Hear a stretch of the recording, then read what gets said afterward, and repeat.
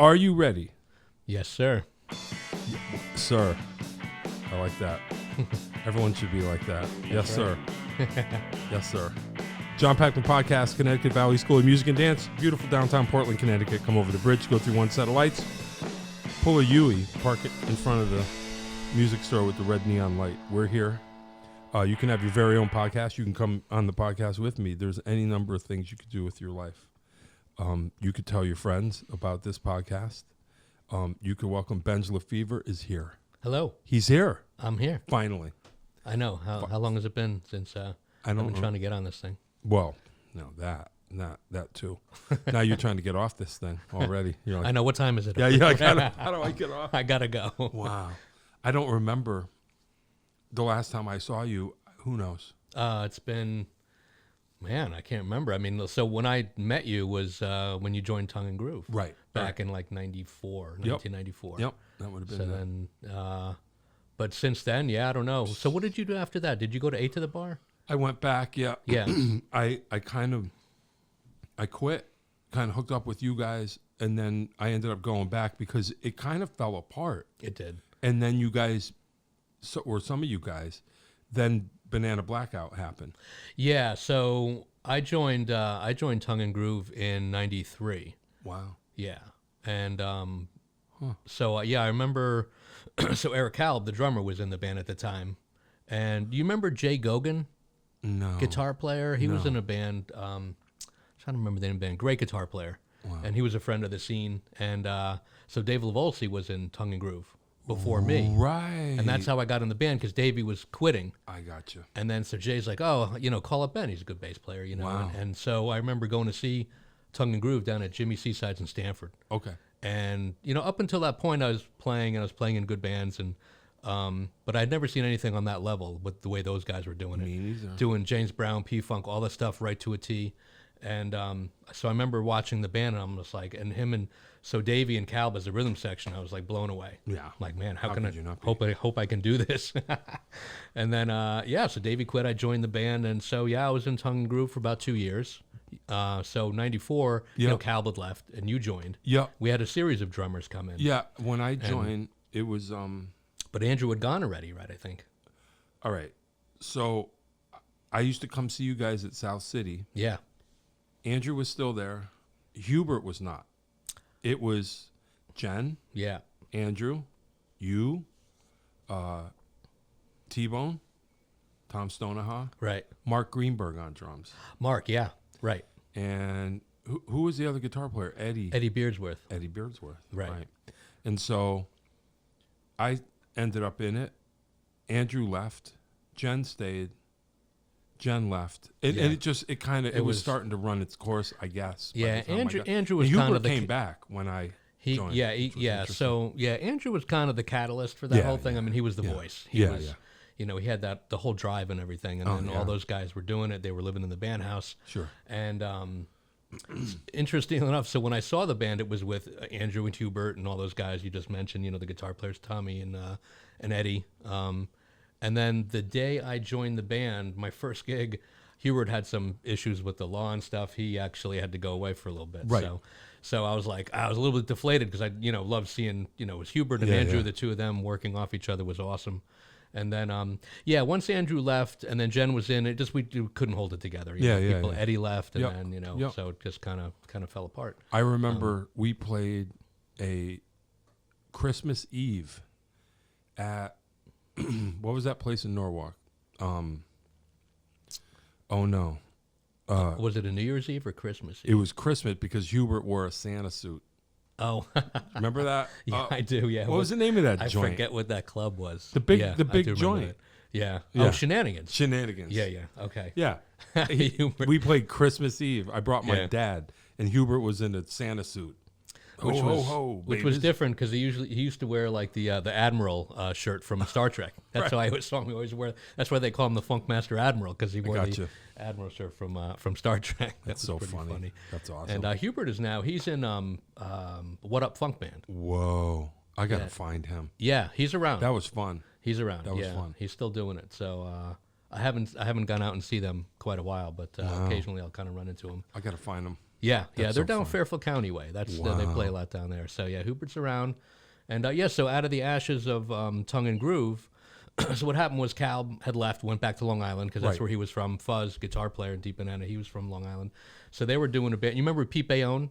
Nope. See, he was a sax player. Okay. He was in Tongue and Groove when I joined, but then he left, I think, like when it all started before you got there. Anyway, those guys had a trio called Think Tank out in Long Island. Wow. And then I started playing with them for a bit, and then that kind of fell apart. And then, Jen and Calb and then Fuzz started doing gigs out in Long Island. Gotcha. Just funk cover gigs. Yeah, sure. And then their bass player was kind of wavering a bit, so I kind of joined. It was like summer of '95. We started getting together, and then by '96 it was Deep Banana, and we just took off. Man. Yeah. I mean that was that was a ride. Yeah, I bet. To say the least. Yeah, it was. So who all in Blackout? Just so that we know at the time, because I didn't meet Fuzz till way later. Okay, yeah. So Deep Banana was Jen. Yep. And Eric Calb on drums, and then myself, Fuzz on guitar, and the horns, Rob Somerville and Rob Volo. Right. So Rob Somerville was in Right. Tongue and Groove when I was He there, was. but Volo I never met. Volo was not because it was it was like so many different players. So Rob was in Tongue and Groove, and so was Brian Smith. You remember Brian Smith? Nope. So he played tuba and I know. I'm assuming like you know all these guys. So those guys went to Hart. Okay. Hart School of Music. So we did a lot of gigs in Hartford. That's Right. Tongue and Groove was our stomping ground. So I remember we were playing at Chuck Cellar, which used to be in the Civic Center. It was a bar. And so this is back when you had paper mailing lists and sign-up sheets. So we did a gig, and this is when Pete Bayonne was still playing sax. And then the horns were there, Brian and Rob. They watched the show, and they signed up, said, hey, we'd love to play in your band. Sure enough, that week, Pete quits. Boom. Boom. So they call these guys So up, they come crazy. down and they play, and so we did that. And then and then Tongue and Groove split up, and then Rob and Rob Volo were living down in Baltimore. Wow. And we were doing So gigs crazy. on Long Island, and the funk stuff was really hitting well with us. And I remember calling up Rob. I'd leave him messages on his voicemail, me playing slap bass. Being like, hey, man, what's up? And I'd leave these crazy messages. And then finally, it's like, you got to come up here. You got to start playing with us. And they moved back up. Gotcha. And then, then we started writing original tunes. And Crazy. yeah, we did Happened pretty fast, as I recall. It did, yeah. So summer '95, we're rehearsing and we're just doing cover stuff. And then I think summer of '96, we were doing a lot of gigs out in Fire Island. And we had a really good group of people that liked us out there. We'd stay over there, and we just started writing tunes on the back deck of this house out there in Fire Island in the summertime. And we caught a good groove, no pun intended. It was Fuzz was a great songwriter, and he was writing all these cool tunes, and the horns came up with all this stuff, and bass lines from me, and it just it clicked. Yeah, It clicked, and we were doing like 250, 300 shows a year. We were road dogs. I mean, I remember times we would finish up a gig on Long Island at 4 a.m, jump in the van and drive to Virginia to do a frat party the next day. Wow. And then come back and do a booze cruise on Sunday. And Long Island. I mean, it was going for we it.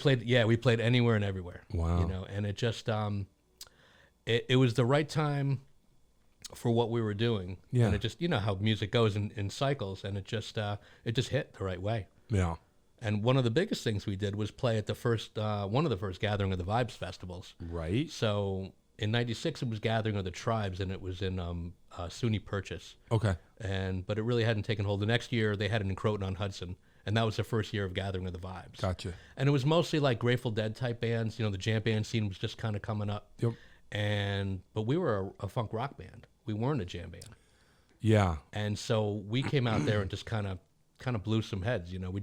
We went out there and like crushed it. Good. And people were like, wow, who are these guys? Yeah. And it just we became like really part of the scene, and it was great. Yeah.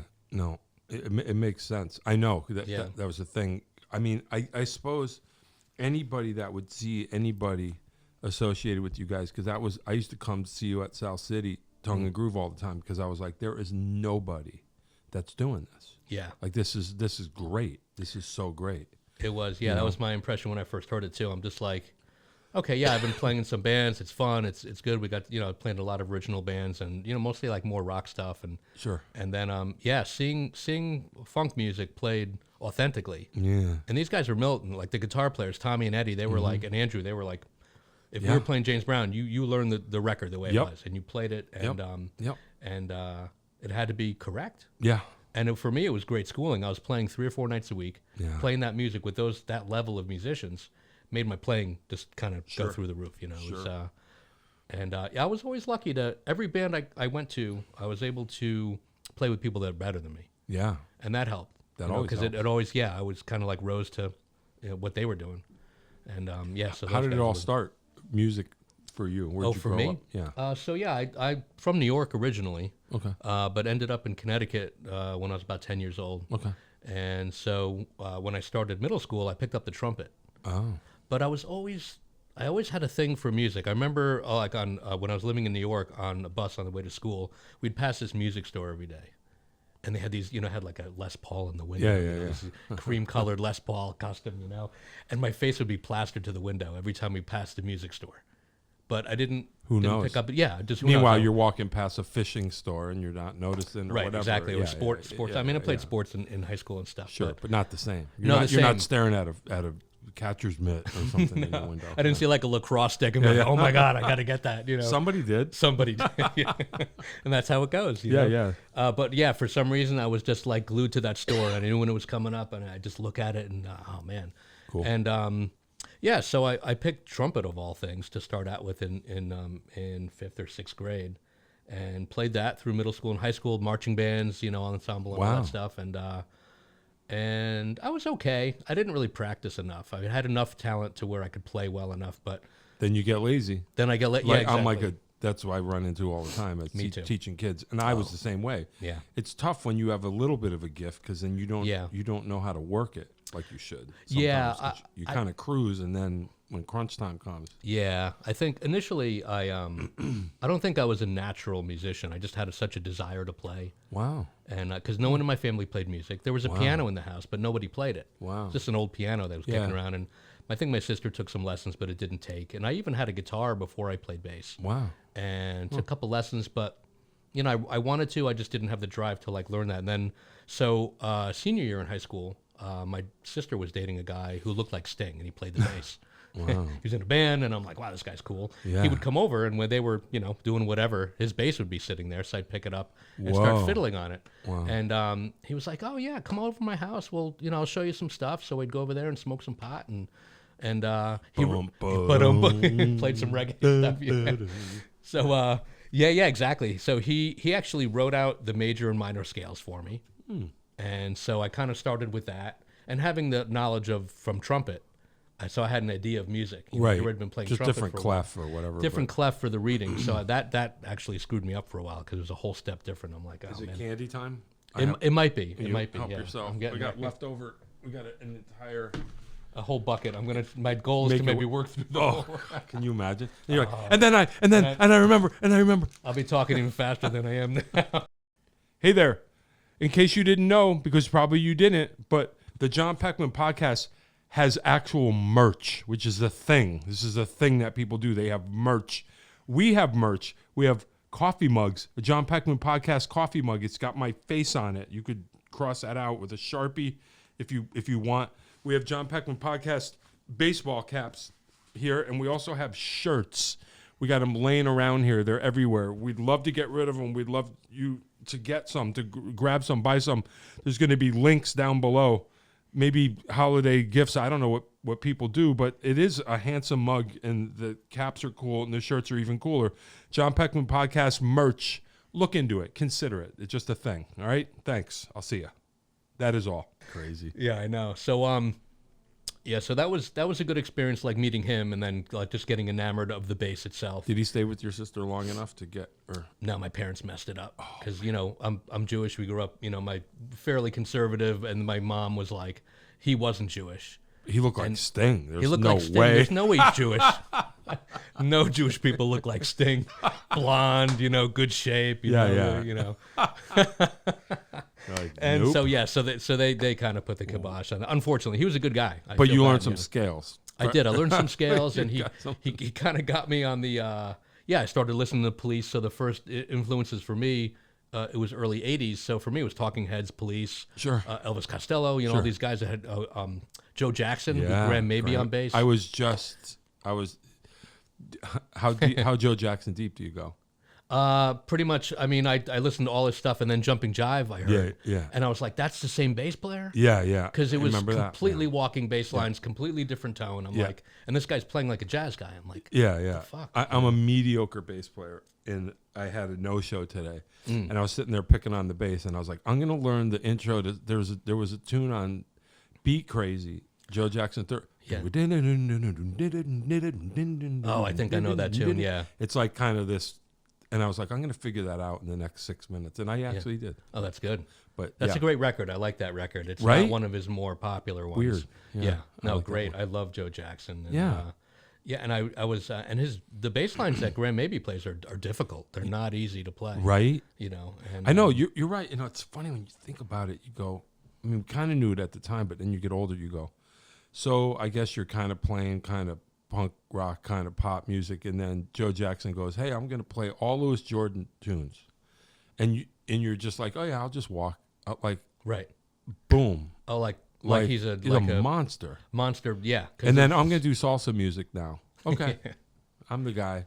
Like, yeah, he because did all that stuff. Yeah, because the Jumping Jive record. I remember when I first heard it. I I'm love like, that record too. And I'm looking at the back. I'm like, okay, that's Graham Maybe. He had a huge beard on and stuff. And then it was like, and I forget which tune it was. And there was just a really serious walking bass line, and he killed it. Yeah. And I'm like, man, this guy's talented. Yeah. Same thing with Elvis Costello. Bruce Thomas, the bass player, very good. Yep. Loved his tone and just, Yep. you know. Right so there there with were there were some good influences for me in the beginning. Were you ever into XTC? Colin Moulding, great bass player. Oh yeah, I haven't listened to those guys too much, but yeah, there's he's another one of those. When I think of those kind of 80s-ish bass players, he's a monster too. But anyway. Yeah, and for me, you know, I'd say Sting and Tina, you know, from Talking Heads and Police, like the bass lines for me are perfect. Yeah, like you listen to a Sting bass line, and it's just because he's singing, so he wrote the tune, right? The bass lines to kind of go along with that. But you wouldn't change a thing. Like you listen to it, and it's just exactly harmonically, melodically, and rhythmically perfect for. And it's like what?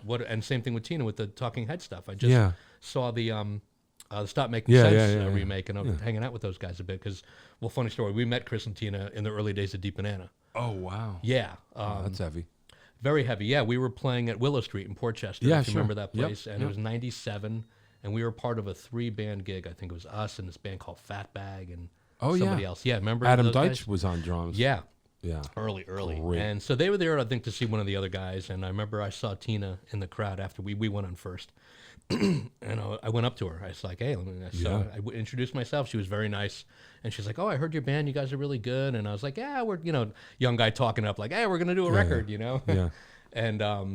And she gave me her card. She's like, hey, if you ever need any help, just reach out. We didn't, you know, being stupid. You know, we're just like, we know what we're doing. Yeah. And we did our record. And so a year later, '98, we started the tour, and we did our first tour out in Colorado.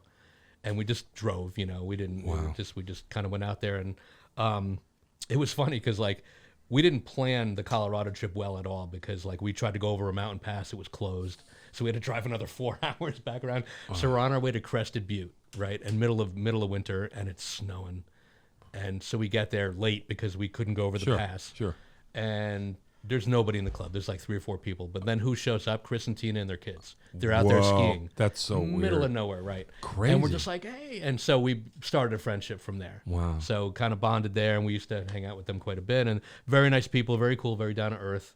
Wow. And yeah, so going back to, you know, like, so Tina and her bass lines, also very perfect for everything. It's super funky.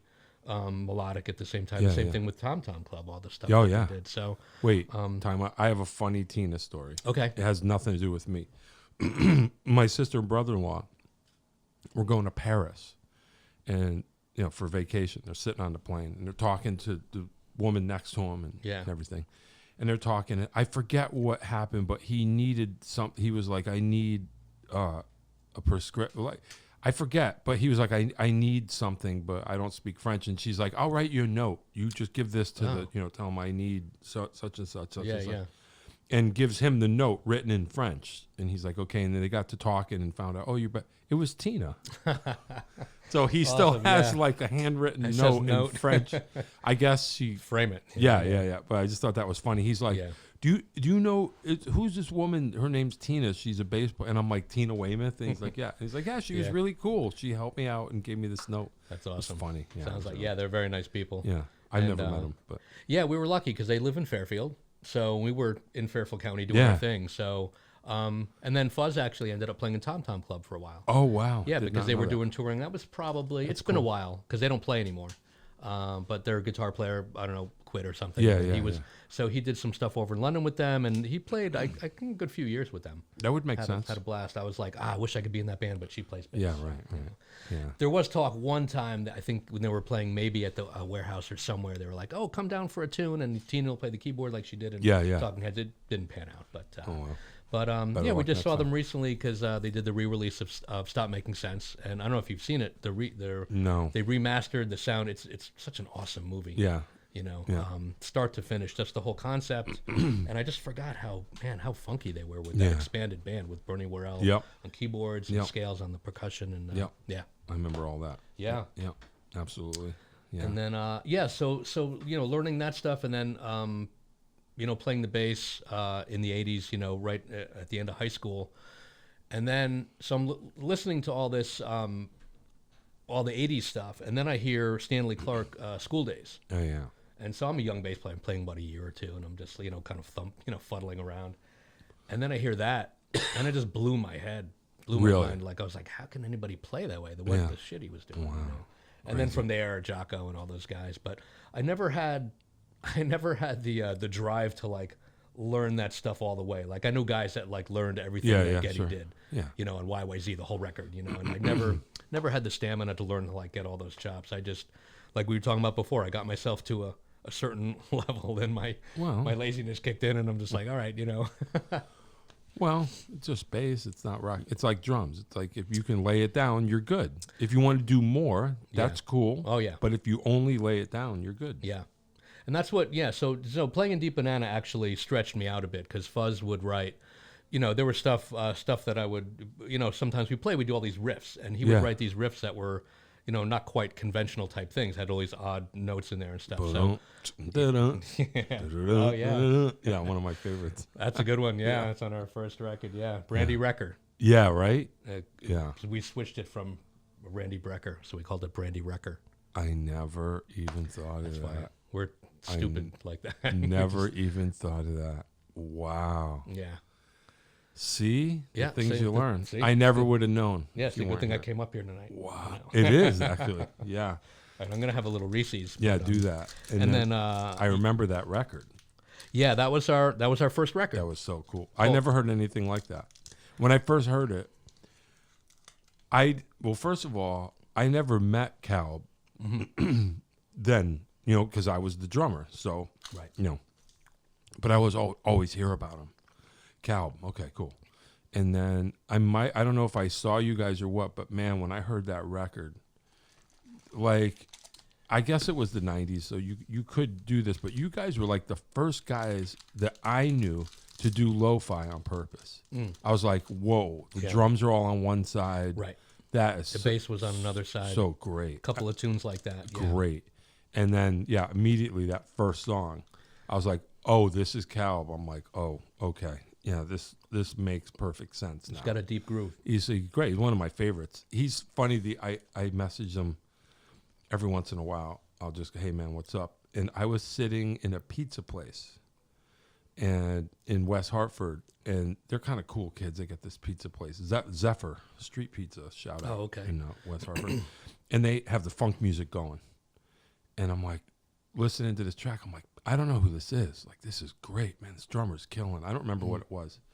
It might have been Blackout, but I'm like, man, this drummer's killing it. And I Shazammed it, and sure enough, it was either you guys or something Cal played Something on. I he looked was it up, in. and I just messaged him. I'm like, dude, I just Shazammed. Like, who's it? You know what I mean? That's awesome. Yeah.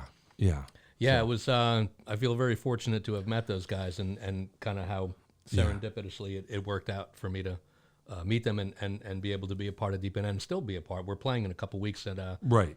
little plug at the warehouse in Fairfield. Okay. Night before Thanksgiving. Oh, right. Annual it's Thanksgiving show. the Thanksgiving. Yeah. Yep. That's So, cool. Yeah, we'll have a few guests. I think we might have Tim Palmieri on guitar. Nice. Come sit in. He's in town. So, Yep. yeah, it'll be fun. Cool. And, yeah, so that record, we recorded that at the Colt 45 building Yep. in Hartford Yep. with the Blue Onion, Yep. you know, the dome there. Yeah, yeah. And, Killer. yeah, that was a good time. So that was sort of a concept record in a sense, because the whole record goes from start to finish. There's no time in between the tunes, Yeah. and all the in between stuff came from a big freak out session we did at the studio. Hey. Everybody was, you know, a little tooked up, Gotcha. and we ran the tape for about 4 hours and all this Wow. crazy stuff. Oh, yeah, So it says my favorite. All the in between is. Did I is piss from that- myself, or is that just sweat? Exactly. That's one of the greatest lines ever. Exactly, because we were basically sleeping there while we were doing the, Wow. you know, doing the record there, and so that all that in between stuff is great. so it's really cool, and yeah, very Fuzz is a very eclectic songwriter, I would say. Yeah. You know, the tunes on there are just when you hear the record, I haven't listened to it in a long time, but yeah, it's just an odd grouping of stuff, but it all works. Yeah. You know, No, it made and sense it's all, to me. all funk based. So So when you look at, if you want to call it the jam band scene or whatever, because I think about it like you're saying, like you guys brought the funk to that scene, kind of.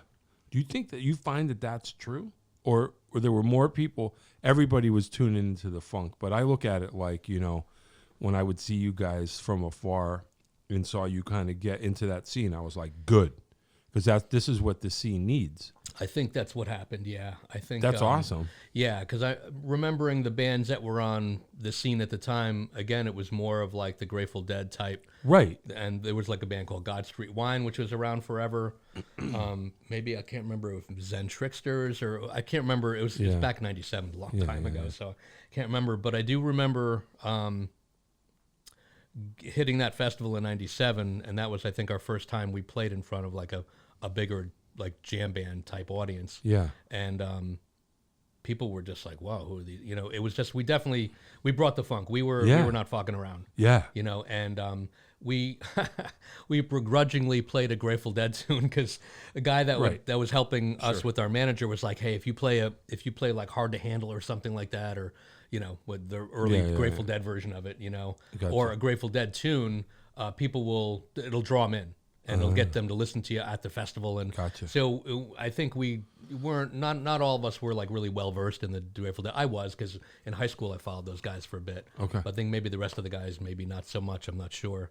And yeah, so we decided we'd hit Hard to Handle. We did it like middle of the set. And But so it makes it all make sense. Then yeah. It's like, and I think we enjoyed kind of being like the underdog in a sense when we were first coming on that scene, because people didn't know who we were. Yeah. And we knew.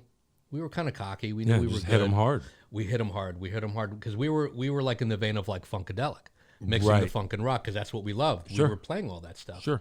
And all the James Brown, the way he hit it so hard. Yeah. I mean, James Brown is, you know, no joke, obviously. No. And so we melded all that with our original stuff. We played some covers in that vein, and our mission was to just go out and just kind of blow away whoever else we were on the stage with. And I remember playing some shows, and the opening band, I mean, the headliners were like, wow, who are those guys, man? Yeah, well, and we got embraced, and so it was good. And we had a pretty quick upswing. I'd say within a couple years, we were just playing all over the country, and fortunate we went over to Japan a few times, and it was good. Killer. Till it all, you know, kind of fell apart. Yeah. Is that how it happens? Well, yeah, you know, the trajectory of bands. I mean, we were on the road constantly. So, and when I say constantly, it wasn't 10 months straight, but we were probably on the road 10 months out of the year. So yeah, right. We'd go out for 4 weeks, come home for a week or two, Yeah. go out for 3, and it was all in vans. We weren't on the bus. Yeah, right. 2 vans, 8-piece band with 2 crew. Yeah, that's going to accelerate your. Accelerates anything. That's, any kind of The dysfunction is going to. screws are coming loose. If everyone doesn't have their screws down, It's like, you know, so I'm married. I've been married for a while. My wife always says, you know, anything you don't like about your partner is only going to get worse as time goes on. And she's right. I mean, it's true. So same thing with the band. You know, you're married to. We were married to. It was 8 people married. Sure. And Jen left in the year 2000. Oh, that's right. And Volo left with her at the same time. He quit as well. Okay. But I think the road was just getting to her. It was just constant. Yeah. And we were like, you know, hold on, you know, for a little bit longer. We were actually, I'd say at that point in the year 2000, we were probably on the verge of maybe breaking to that next level where like Galactic or Mo, some of these bands got to. It was heading in that direction. But it just how things go. And if you had gotten to that level, would you have toured more or less? That's the question. That's the thing, because we were ramping up each year. It was like things were getting better and better, and in that scene, it was all about touring. It wasn't necessarily about selling records. It was different from like the regular model of like, the Who. They make a record, they sell 10 million records, and they go on tour the next year. So then the jam band scene's different. You're just constantly touring, and like, you're selling discs and stuff. So successes tour even more. So exactly. In a way, yeah. I mean, it's possible that's a younger person's game. It is, and we were pretty young at that point still, relatively young. We weren't 18 or anything, but I was in my 30s, and everyone else was just about getting there. It's possible that if we had gotten to another higher level or two, we could have... At least the bus, so you're not taking turns driving. The bus, or even taking like a month or two off. Right. Instead of like just going out every few weeks and then coming back and going right out again. But who knows? And then so in 2003 or 4, we started doing reunion shows where it was because we had another singer after Jen. Okay. This girl Hope, and it just lasted a year or two. It wasn't quite the same. And that's when Brian Smith came back, the trombone player that was in Tongue and Groove. Oh, okay. He came back into Deep Banana because Volo had quit in 2000 as well. Anyway, so we did a record. We toured for another like year or two, and that's when we went to Japan and did that stuff. Oh, nice. And we did a bus tour a few times. We toured with the Allmans once. Nice. I did a bus tour on that because we needed a bus to kind of follow them around. And we did another like 6-week bus tour, which was, the bus is awesome. You get to sleep after the show. You wake up in the next town, I've done some few short buses. Going from a van to a bus is like it's pretty it's good. a different thing. It's a whole different thing. Yeah.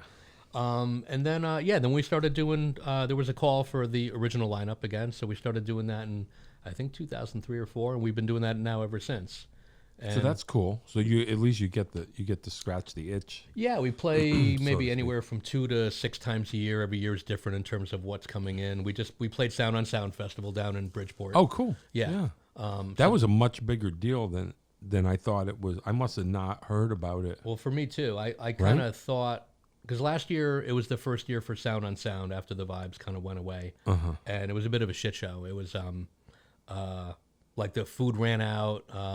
Like it was very unorganized. What, Sound on Sound? Sound on Sound was. Yeah, there was a lot of people that were complaining. Like, this year? No, last year. Okay. So last year was the first year. And so apparently, like people would wait online for 2 hours for food. There's no food. And same thing with drinks. And it was just like a lot of things were wrong. So they corrected a lot of that. And so when I got there and I'm going backstage, it was a much more massive of an operation, like 18-wheelers everywhere. So they got it together. They got it together. They're having bands like Chili Peppers and Alanis and John Mayer and So we were on the same day as Chili's. Hey, that's so cool. we played earlier in the day and we hung out and people were texting like, "Hey, did you meet Flea?" I'm like, "He's not showing up." Sure enough, right before their set, they're playing at like 9:00 or whatever. 4 big SUVs roll in with the police escort. Each one of them jumps, so they went right to stage. That's it. They've been doing it too long. They're not hanging out at some festival. But it would have been cool to meet Flea. And Flea just gets out completely naked. At Woodstock, he just gets out of the van with no clothes. Didn't even dress for the whole. He had like these crazy pants on with like no shirt, and they crushed it. Yeah, I think Kiedis was sick. His voice, you could tell, was a little off. And but yeah, they're a force, man. They're still kicking it. Hey, man. Yeah. They're older than us, maybe. Yeah, I think so. They must be. Got to be what? I'm 57 now. Yeah, me too. So, I don't 56. know. Yeah. Looking good. Hey, man. Hanging in there, trying to. Right. Yeah, crazy. Well, more candy will help you. It'll help you, but only for 6 minutes. That's right. I know. I think I'm on minute 5. I got to have one more soon. So. Well, they used to say this about cocaine. They say it about candy bars. You go, candy bar makes a new man out of me. And the new man would like a candy bar. That's all it is. Yeah, keep chasing that. Yeah. It's that first Heath bar, man. It's the best one. You can never get back. Never get back. Keep eating like 10 more Heath bars. You're like, nah, it's not feeling the same. No. And then all you're doing is, talking a mile a minute. Yeah. About Heath bars. About Heath bars. Yeah. Too funny. What now? What are you doing musically? Anything at the moment of worth? Of note? Of worth. Well, so... Of note. I shouldn't say of worth. Nothing I do is of worth. Yeah, right. Yeah, to be clear. To be clear. So aside from the banana stuff, I was playing in some original bands. Back in 2005, started a band called King for a Day. Okay. With my friend Randy Funk. Okay. Who's a guitar player. Who's not really a funk player, but is Randy Funk. And this guy Dan Labick. Okay. Do you know Dan? He grew up actually in the same neighborhood as Jen Durkin in Sounds Fairfield. familiar. Great. So he played in a band called Stone Cold. Do you remember those guys? Maybe. Chuck B was on guitar. Anyway. Yeah, it's ringing a bell. Connecticut band. Great singer. Dan is like, how would I describe him? Kind of like a Joe Cocker-esque, but very soulful. Just had a very unique style of singing. Awesome singer. Would draw you in. As soon as you hear his voice, one of those voices where you're just like, who's that singing? And I remember running into him in like 2004. I was kind of kicking around. We were doing the banana thing here and there.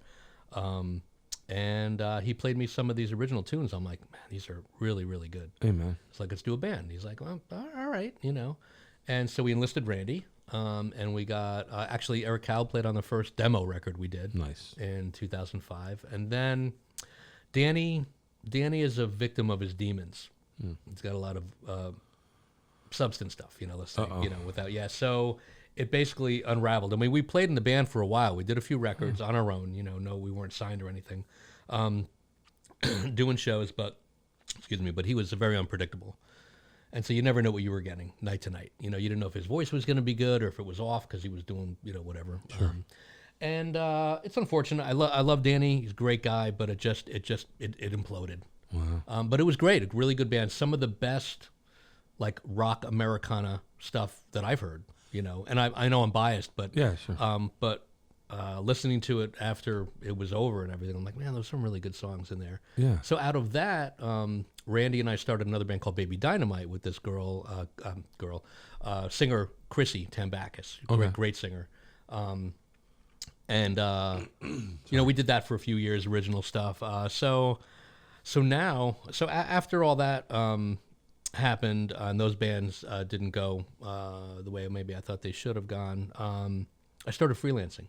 So why not? Played in wedding bands, played in a band called Hot House, which was a wedding group. You know Bob Nuno? Yeah. Yeah, he was in the band. Oh, cool. And his brother Mikey. Yeah. Mikey wasn't in. I was in the band, but he would fill in sometimes. But sure. So Bobby was in the band, and Rick Haddad? Yeah. Yeah, Rick was in the band, so he got me in. So again, playing with some really great musicians, man. and Jill on vocals, and so I played with that for a while, and then Jill ended up starting another band. So that again went a little bit as bands go. Kind of everything was kind of undulating. I'd get in something, and then and so lately I've been playing in a band called Fake ID, which is a cover band in Fairfield County. Yeah. We do a lot of bars, a lot of privates, Yep. some weddings. Very fun. Yep.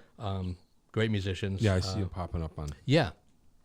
And so lately, one of the singers, or the main singer, female singer, in Fake ID is called Stephanie Harrison. Okay. Stephanie Laura Harrison. Great singer. And her boyfriend started a band called Moonrise Cartel. Oh. Original music. He writes all the tunes. He's an acoustic player. They enlisted a keyboard player who also plays electronic harp. Plays like a real harp. Yeah. Hey, that's cool. And so I just started playing with them just last, few gigs. And very unique music. He's a great songwriter. Really cool. Very powerful tunes. Wow. Kind of like in an acoustic rock type of vein. Yeah. And so we got a gig at Lucy's coming up in Pleasantville, and we just did something at Park City a couple months ago in Bridgeport. Cool. So that's fun. So that's a nice. For me, it's nice to be able to do some original music again. Yeah, right. Because Deep Banana, we haven't put out any new stuff in a while, even though we're playing all our older stuff. And who knows? Maybe we'll write some stuff with that. Who knows? But the Moonrise thing is cool. I think it's got some legs. So you dig like playing originals as much as or the same or it's different. It is different. Originals, there's a little more, I guess, satisfaction with it because it's something you've been a part of or created. Yeah. I mean, with Moonrise, I didn't really write any of that stuff, but with Deep Banana, I'd have to say that's probably between Deep Banana and King for a Day. Those are my two favorite original things I've been a part of. Yeah. I felt like I did my best playing in both of those bands, and I think the musicianship and the level of musicianship in both of those bands brought it out of me in those. Like Deep Banana, I feel like I matured a lot as a bass player and as a musician, and even as a person, just traveling around the country and the world. Right. And then with King for a Day, Yeah, I think, and that I think I did some, because King for a Day was so much different than Deep Banana Blackout, just a complete, like rock kind of thing. And I was able to kind of adapt to that. I always felt more comfortable playing funk music, like R&B and reggae and all that stuff, and funk, and the rock stuff maybe not so much. Like I don't know if I'd really excel like in a hard rock band. I love it, I like listening to it. But whenever I play those kinds of tunes in a cover band, I feel like I'm just not going through the motions, but I feel like I'm not quite hitting it like I do when I'm playing other styles of music. Well, I guess that's the way it goes. Yeah. Probably nobody notices till you just said that. Right. Now they're all going to be focusing in next time I play on AC/DC tune. Yeah, but it's all good. Yeah. I mean, there's always something to learn. Oh, yeah. And I figure it out. And I approach the cover music, too, almost in the same way. Like it's all music to me. Yeah. So if I'm playing a Stevie Wonder tune, or I'm playing a Zeppelin tune, or I'm playing one of our own tunes, sure, I always try to approach it. I try to be as fresh as possible. Yeah. Sometimes maybe you do a gig and you're with somebody that's a little like jaded, and they're just like, I can't believe we're playing this tune again. I'm like, I'm just happy I got the bass in my hands. What would Graham maybe do? What would Graham? You know what I mean? He didn't say, I'm not doing that. He just said, exactly. Let's get to work. Yeah. Let's figure it out. Or the guy, the dude with the beard that's been on like 1,000. Leland Sklar. Lee Sklar. Love that dude. Yeah. Yeah. What would he do? Because he would just approach it like I'm doing a gig, I'm getting paid, and I love playing music. Yeah. So that's kind of the way I look at it. I mean, sure, do I love playing Brown Eyed Girl for the 1,000th time? But but that can be a challenge too. Yeah, in its own way. I kind of you're right, exactly. I'm glad you said that. You know what I mean? That's the way I look at things. Sometimes I'm like, well, can I play this a little bit differently tonight, or someone tonight is enjoying it, and maybe that song brings them back to a time in their life where they had a great time, or if they're just dancing and vibing and having fun, like who am I to be like, this song sucks, right? Yeah. I hear you. So yeah, I try to look at it like that. It's definitely not always, but that's kind of my approach. I just I could either be playing bass or I could be doing something I don't really want to do. I mean, I do have a day gig too. I making money. So I look What's at that like? Making money. That must making be cool. money. That must be. I don't wild. make a lot, but I make enough to pay the bills. Yeah, right. Yeah. Yeah, I do. My day career is I do insurance inspections. Right. And I've been doing that for about 20 years. I kind of happened into that when Banana kind of like got off the road, and I didn't want to do any of my former work that I used to do. I used to do like house painting, manual labor, and stuff. Right. And so I kind of happened into that, and it's good because it's very flexible. I work from home, and the only time I hear from them is if I make a mistake on something, which after all this time I don't. Yeah. And so if I want to knock off at 2 because I got a gig, I had no problem. Amen. So it's not like it's actually as far as a day gig goes, it's good. Yeah. That's cool. So it helps out. So I can certainly, if I need to go away for 3 days and travel to play, I can Sounds ideal. It is. But that's the way it should be. Yeah. Yeah. You got to use what you got to get what you want. That's what they say. I've heard that. Yeah. I've That's heard what that. they say. Did you coin that phrase? No. No, that was James Brown. Yeah, it sounded familiar. So speaking of James Brown, so the Buzzy Neon. Oh, we got to talk about Buzzy Neon here. Boy. Alter ego. You're the only one. For me, I'm the only one. Yeah. No, but a good friend of mine, she reminds me of that tune because I remember when we recorded some of the Tongue and Groove cover stuff when you were in the band. I forget where we were. Yeah. What studio we were in, and we did. I got just because we were in that shuffle. I had no right being the lead singer, but nobody else was doing it. I know. Terrible. It was not good. Trying my best. So we recorded Sex Machine. So you took the groove, you and me playing Sex Machine, and you put it on the Buzzy Neon tape. Yes, I did. And there were some really funny vocals that you put over that. Oh, right. My friend reminds me. There's one line that said, your hair curled up and your teeth fell out. Yep. It was. Yep. Yeah. Love that part of the tune. Yeah, I had a little thing. Yeah. It was pretty funny. Yeah, that's right. Yeah, because it's so funky that you're it's like Raiders. I was thinking of Raiders of the Lost Ark. When the guy's face melted. Yeah. That was the idea. Wow. That's awesome. Yeah. Buzzy Neon. You did a bunch of tapes. I did way back when. Yeah. You got to bring them back. No, I don't. No, you're not. No, I don't. Yeah, Buzzy Neon. He became a DJ at some point. I was really into DJ culture at the time, like doing mashups, like putting songs on top of songs that didn't go together. I was heavy into that, and I don't know whatever happened to him. That's an early vision of what's going on, because there are mashups now. Cause I know we're doing a couple in a couple weeks at the Banana Show. Oh yeah, yeah. There's here, give me a second. Let me just pull it up, because I have the set list, and we're gonna do. It's Van Halen mashup with, I think, a Michael Jackson tune. Sure. Let me just see it. Sorry if this is bad form, but I'm just gonna pull up the set list. Yeah. No. Mashups. All right. So, Mean Machine. Oh yeah. So Mean Streets and Dancing Machine. Hey, why not? And then Crazy September. So Crazy Train in September. So those. So you could play live mashups now. I heard one. We did it a couple of times. It's I'll pretty play cool. it for you later. Somebody. It's so good that it doesn't even. It's Rage Against the Machine and James Brown. Oh it's you're just like, well, of course, just play this. Yeah. Yeah, it could be bands that just play that's awesome. mashups. Yeah, the Mean Street one is good. I like, because I love that it's such a funky line that they play, and to mash that up with the other tune with the Dancing Machine. Yeah, Van Halen's kind of underrated as a groove band. Not by me, but by some people. Yeah. No, there's some serious grooves going on in that. Yeah. Oh yeah. For sure. Yeah, well, Alex is great. Alex, and then I love that band. I wish I had seen. It's one of the bands I'd never seen, and I wish I had. I saw them one reunion with David Lee Roth and Wolfie. Okay. When they came back. Yeah. And it was great. Yeah. It was different. But Wolfie's talented. Yeah. Yeah, but it was really good. I never saw him back in the day.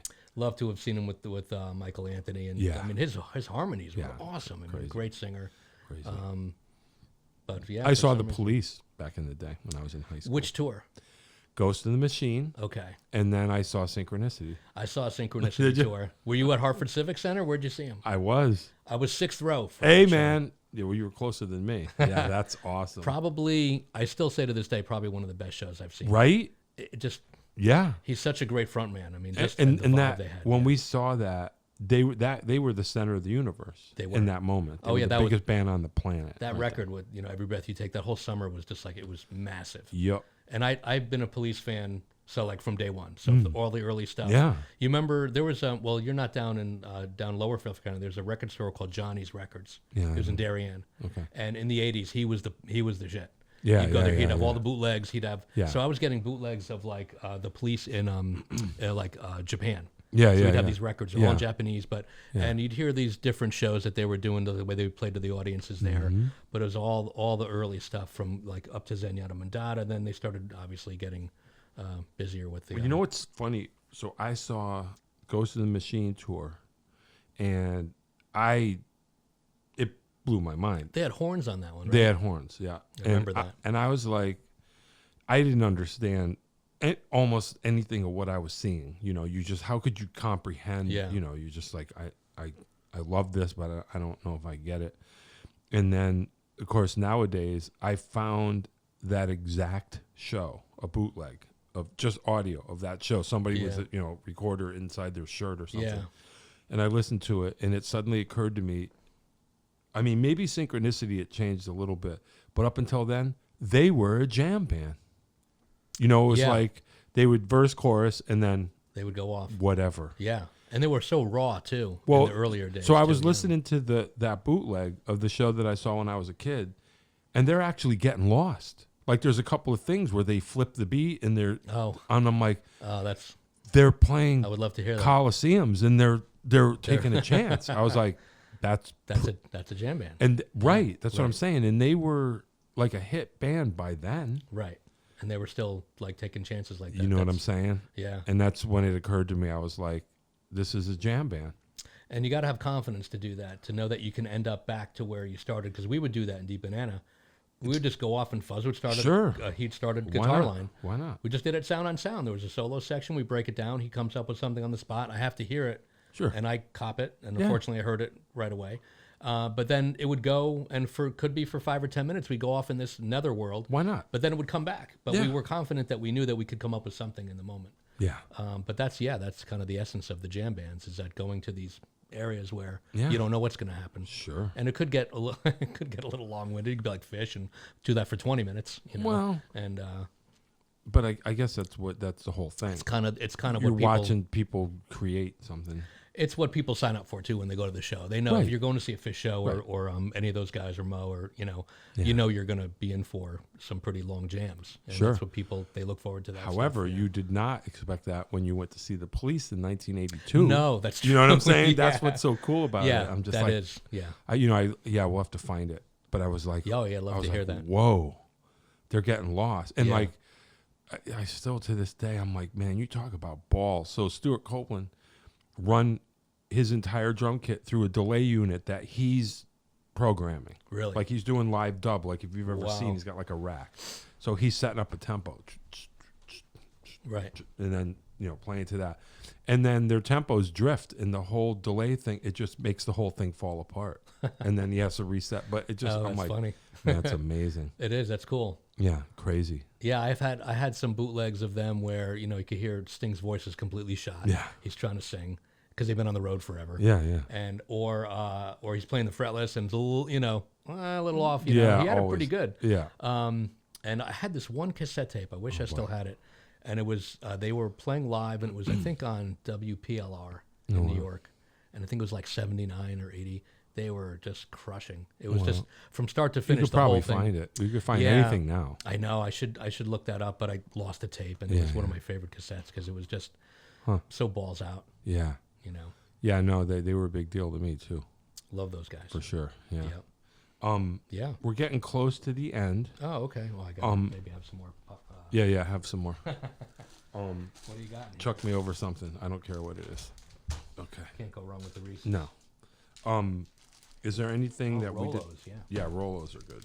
Is there anything that we did not talk about that you would like to touch upon? And we talked about me quite a bit, didn't we? What are you Oh, doing that's these why days? you're here. Yeah, I Me? know. Yeah, what are you? Nothing. You playing? No, not really. You don't play? No, not at the moment. Mostly teaching, and believe it or not, I'm a karaoke host at like one dive bar in my hometown, and it's awesome. Where's your It's hometown? Hilarious. I grew up in Wallingford. Okay. Oh, Jake's used to be in Wallingford. I used to play there. Oh, cool. Yeah. Jake's is actually where I started doing karaoke.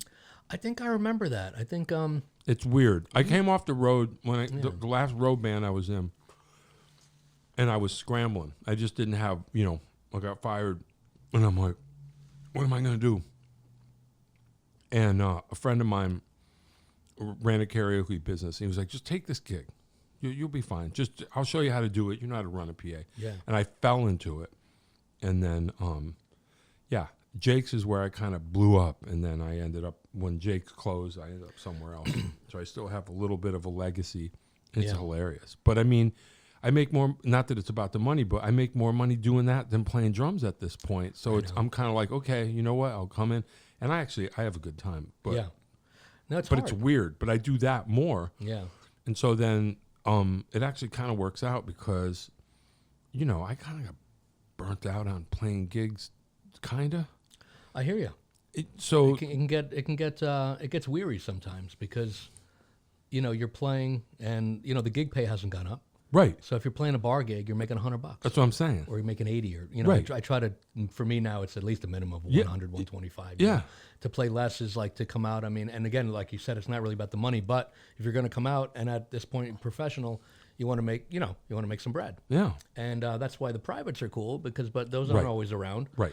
And like, back in the day, we always joke about it, like in the 70s, all right, so you could do 6 gigs a week, but you could pay your rent, you could pay your gas, your food, everything off of that. You could. Now you could play 7 nights a week, and if you're playing just clubs, you're not gonna make it at all doing anything. So I don't begrudge anybody for getting burnt out on it or doing doing other stuff because and that's why a lot of the duo stuff is popular now. So the band Fake ID that I'm in, it's a 4-piece. We do clubs and all that stuff and privates, but he does a lot of duo stuff. Yeah. Because there's it's only 2 people. Yeah, and then you can they're walk with $200 or whatever. Exactly. Put the tip jar out. You're making actually more than you'd make on the 4-piece gig. So See what I'm saying? I get it. Yeah. But that's what I'm doing. I'm just and then gigs that are worth doing that come through, as long as I'm coming out ahead. I'll take a hit and do a gig if I want to do it, or if it's a real gig, like I played with Christine Ullman. Oh yeah. For over the summer. Beehive Queen. Yeah, and she's awesome. You know, like She's that. great. That's fun because it's great. She's great. It's a cool gig. She's got a good vibe. Yeah, she's Got a fun. good. Yeah, yeah, I did one gig with her. yeah, Down in Norwalk at this place called Factory Underground. It's a studio down there. yeah. And we did just a brief aside story. So there's a guy named Michael Weintraub. He's a professional photographer, music photographer. We met him out in Colorado in the early Deep Banana days, and we did some promo pictures for us. He was just kind of getting going. Then he started working with like Downbeat and all these great magazines. And so he came up with this really cool concept of a book of musicians where their faces are covered with their instrument. It's called Instrument Head. Oh, So you look it up. Yeah. It's very cool. And so we were fortunate to be in that. So there's a picture of me, like my bass is Yeah, in front yeah, of me. And then he did there's a whole series. So he did some shows promoting the book, and Christine Ullman was in it. So we did a gig. She was on it. Oh, yeah. And then he did a second book called Instrument Head Revealed, where people's faces you saw. We were in that as well. nice. And very cool collection to be a part of. It was very fun. So that's where I met Christine Ullman. Yeah, And did it. And she was very cool, very nice. Oh, we yeah. Did, we did a few tunes with her. killer. And I think she sat in at this. Well, actually, one time at Toad's Place, she sat in with Deep Banana on one of the I bet. streaming shows. Yeah, I bet. Yeah, yeah. She's around. very cool lady. Yeah, but you know that's my story. Yeah, well, it's cool. Yeah, I can't complain. You know. And you got this podcast, man. It's I very do. Cool. I'm glad I was able to. Hey, man. Be a part. I've been wanting to do this for a while. And Good. Finally, Yeah, that's cool. yeah, Why not? You know, yeah. everybody's doing it. No, it's fun. I think it's important to get the stories told Yeah. for good. You know what I mean? Because this will exist. So, Oh, absolutely. You know, so if anybody wants to know, they can know. They'll know. Yeah. Desert Island albums, a few. Do you know what that means? What I would pick to be Yes. if I was stuck on a desert island. That's exactly what it means. All right, I'm on the spot. All right, so how many are you looking for? It doesn't matter. Just 5. whatever. Five. Yeah, Five desert. I don't know. Oh, okay. Up to 5. Up to 5. Okay, so let me think about this for a second. Yeah. I'm on a desert island. What do I want to listen to? Well, probably some reggae, because I'll probably be Me too. freaked out that I'm on a desert island. Sure. That I'm, nobody's around. So Yeah, yeah. I'll need some music to calm me. So, You don't have to take this that literally, but that's right. okay. Okay. I'm kind of a literal person. Yeah. So you're like, I'm on the island. All right, I'm on the island. I don't like this. It's just an expression. It's an expression. Oh, I'm not actually on the island. No. Okay, so some of my favorite albums. Yeah. Well, let's see. Okay, so one of my favorite records, so two records that I think I would probably take would be, and these are from, I think, the 80s, the U2 Joshua Tree. Nice. Love that record. Sure. And Larry Mullen, very underrated drummer. great band. I can talk for an hour. Oh, yeah. No, I love those guys. I saw them at New Haven Coliseum on the Sunday Bloody Sunday record. There you go. Second row. Great. I thought I was going to die because I was in front of the bass speakers. Ooh. And bass and drums. Yeah, It was yeah, yeah. basically like going right through me. Thought I was going to have a heart attack. Sure. And he's up there, with the flag Yeah, running yeah. around the whole thing. It was such an awesome show. That's great. But that record, yeah, I'd say Joshua. And then also the Peter Gabriel So. Oh, yeah, sure. Love that record. Yeah. Actually going to be doing a recording of Mercy Street with some friends of mine. Nice. We're going to kind of reimagine it. I love that tune. And I think in the winter we're going to go to my friend's studio in Bridgeport and Far do a out. recording. So when I get that, I'll come back and we'll play. Yeah, for sure. So that should be fun. So those two records. Yeah, Bob Marley. I mean, there's so many records of his that I really dig. Agreed. So it's hard to pick one. I mean, I could pick a compilation one, but Burning and Looting, that's a good one. Any of his stuff, really. Yeah. Honestly, any reggae. I mean, as a bass player, Me too. Yeah. for me, like all those rhythm sections, like Sly and Robbie, obviously Aston Man Barrett and those guys. I mean, it's Lloyd Knibb. I saw Lloyd, Yeah. Scatterlight's drummer, before. Oh, he died yeah. Once. It blew my mind. and Toots. We did a gig with him one time. I mean, yeah. so yeah, that relationship, like the reggae music. I mean, I could talk Yeah, hours sure. about that. Me too. It's so deceptively. You think it's simple. No. It is not simple. I mean, it's to get that groove and to get what they're doing. I talked to one guy one time, reggae player, and it's like, so the bass player, it sounds like they're playing on the beat, they're playing slightly behind, but when you listen to it, it doesn't sound like they're playing behind. It's kind of strange, and he was trying to explain it to me. I'm like, nah, I need another 3 joints to actually figure out what you're doing here. Wow. But very fun to play. I love it. I could play that all day long. Yeah, me too. So yeah, I'd say any of that. So let's see, what other record? Man, too many. I mean, my tastes are all over the place too. I mean, that's Stanley Clark School Days record. I mean, Sure. I still go back to that record. Sure. Some of the stuff he was doing as a bass player, but even compositionally, the tunes he was doing, really cool, very cool Yeah. record. I haven't heard that in a while. Yeah, that's Jeff Beck. Sure. Any of it really. Also, yeah. he's one of my favorites. But I remember the one record was Wired. Yeah. The record that I heard. Yeah. Yeah. Also blew my mind. But Yep. I don't know about Desert Island, because again, I'm being literal. Do I want to really hear Jeff Beck over and over again on the Desert Island? I don't know. Yeah, you never know. Desert Island food. Desert Island food, Yeah. pizza. Okay. Yeah. I could eat pizza every day of my That life. makes sense. Yeah. Yeah. If they delivered to the island, I don't know. Yeah, they But- might. Nowadays, they might. I Yeah. don't know. But yeah, Desert Island food. See, I have a serious sweet tooth that I'm trying to Oh, rehab myself from. get rid of that. So Yeah, I've got this huge bucket here. Yeah. I've eaten a few here. Pizza. Growing up in New York, and then obviously being here in Connecticut Sure. with the pizza. I mean, you got New Haven, Yeah. but even in Milford where I live, we got some serious pizza Oh, yeah. places. And so, I believe you. yeah. Yeah. Far out. What about you? What do you mean? Desert Island. What, desert island food? Yeah. I love Mexican food. I could eat. You could, like I always say with Dave, you could put mole on a rat's ass. I'll eat it. Yeah. It's fine. I haven't tried that yet. Yeah, me neither. is that But on I'm the- saying I would. Is that on the menu somewhere? Yeah, probably. Yeah, rat's ass. Actually, mole. someone's probably eaten that and not known. Yeah. You know, Oh, that's fine. Yeah. No. Mexican anything. Italian food for me. Love it. Yeah. No, that too. That too. All right. We could go. I don't want to run out. Oh. Because I don't know how we're doing on time. So Yeah. we're close. So you know what? Okay. Let's do it. But come back anytime you want. Oh, I'd love to come back. You know what yeah. I mean? Yeah. I mean, there's more to tell. I mean, there's, Yep.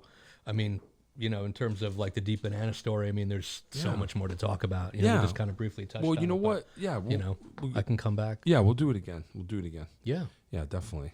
Awesome. Yeah. Yeah, nice. I appreciate you coming all the way up here. No, man, thanks for having me. I really Yeah, man. enjoyed it, man. It was very fun. Yeah, that was fun. Yeah, those were. I don't know if they were the days, but they were days. They were That's what I say.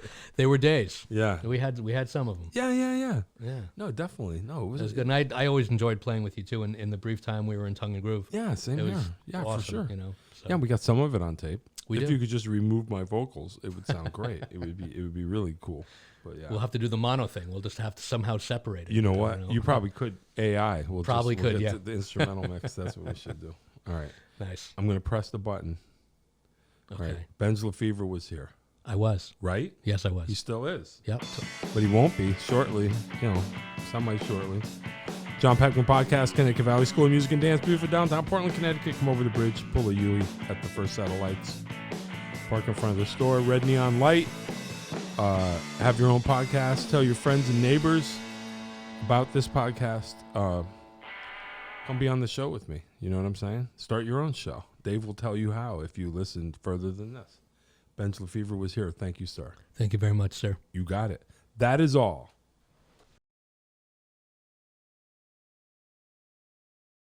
If you'd like to start your own podcast, give us a call at Connecticut Valley School of Music and Dance.